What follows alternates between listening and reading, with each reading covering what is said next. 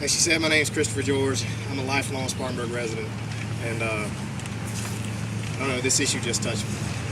And a little better than a month ago, a 17-year-old boy was walking to the home of his father's girlfriend in a small gated community in Sanford, Florida at around 7 p.m., eating Skittles and talking to his girlfriend on the phone. Less than half an hour later, he was dead, shot in the chest by a man who said the boy looked like he's up to no good.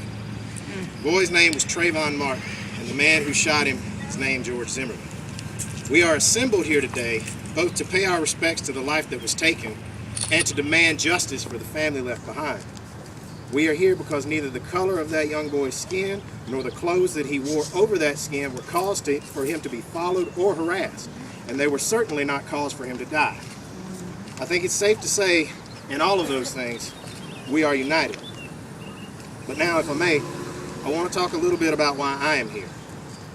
I'm here today because of the first thought that I had after hearing of the shooting of Trayvon. It was simple. Thank God it didn't happen. Quite honestly, it was my first thought because it very well could have happened here. And if we as citizens do not do a better job of tamping down the fear in our community and holding the fearmongers accountable for their actions, the next Trayvon Martin very well could be here in Spartanburg. The powder keg of our society's nearly pathological fear of young black men is here mingled with the rhetoric of a local sheriff who'd rather tell his citizens to arm themselves than do the job he was elected to do and protect and serve them. The results so far speak for themselves.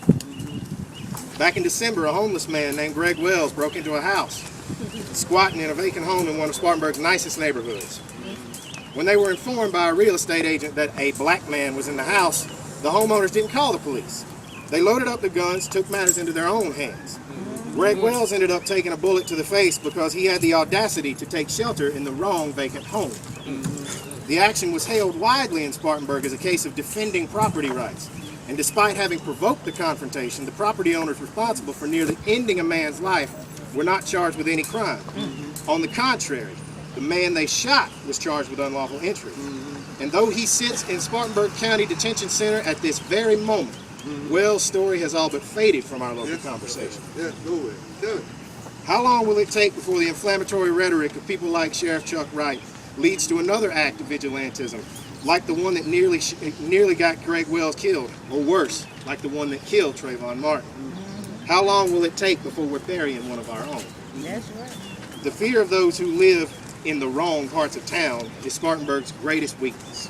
That unjustifiable, unreasoning fear, which leads too many in our community to assess their neighbors not as neighbors, but as potential threats, is toxic.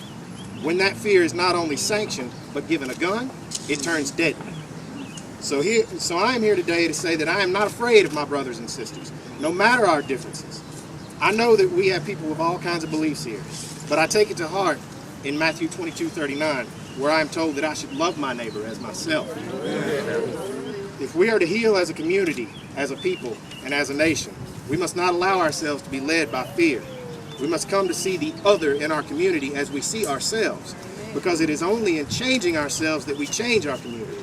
And in changing our community, we can change the world.